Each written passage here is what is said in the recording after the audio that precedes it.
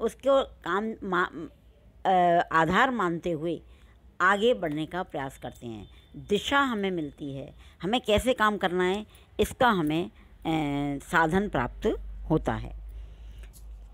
इस प्रकार से इस आधार पर हम जो कह सकते हैं कि अर्थात अनेक समाजशास्त्रियों ने मतों अनुसार प्रकल्पना को परिभाषित किया है, तो इन सभी परिभाषाओं के आधार पर हम यही कह सकते हैं कि प्रकल्पना क्या है? एक ऐसा पूर्व विचार, निष्कर्ष, कथन, सामान्यकरण, अमूर्तीकरण, अनुमान या प्रस्थापना है जिसे अनुसंधानकर्ता अपनी शोध की सत्यता हेतु निर्मित करता है और उसकी सत्यता की जांच करने के लिए आवश्यक सूचनाओं का संकलन करता है। एक प्रकल्पना विभिन्न चरों के बीच संबंधों को स्थापित करती है।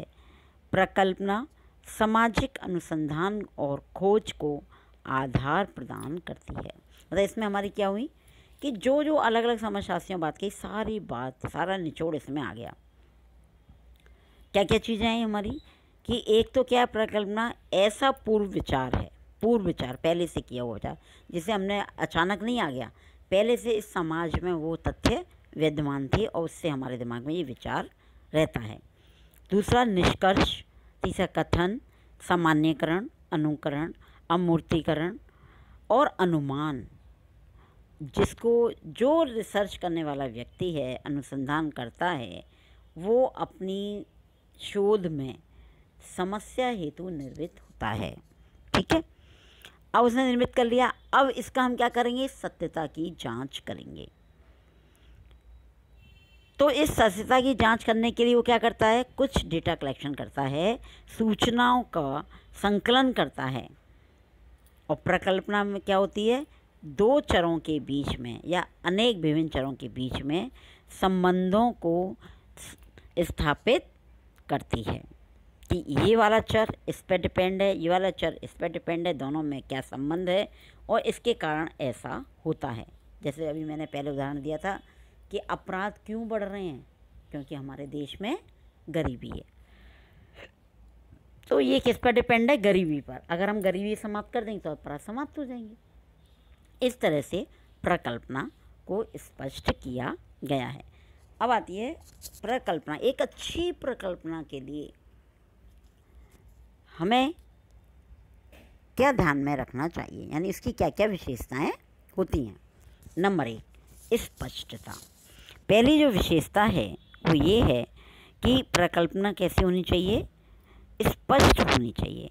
दो दृष्टि से स्पष्ट होनी चाहिए, एक तो भाषा की दृष्टि से और दूसरी अवधारणा की दृष्टि से।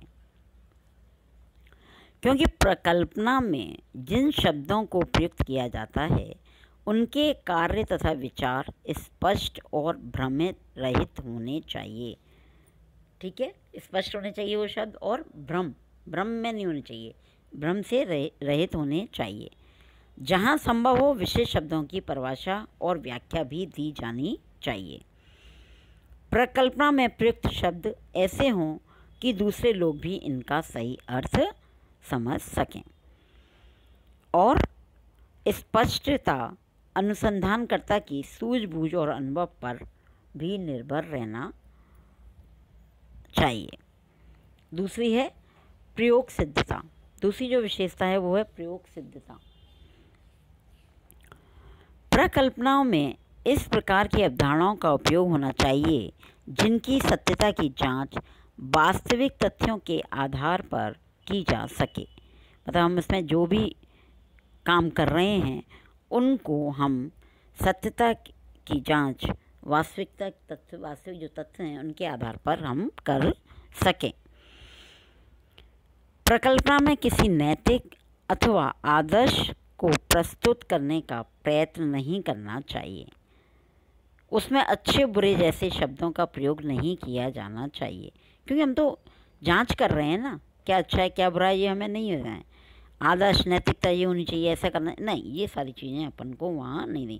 प्रयोग सिद्धता होनी चाहिए कि हम सत्यता को जांच करें तो हम वास्तविक तथ्यों के आधार पर उसको परखा जा सके।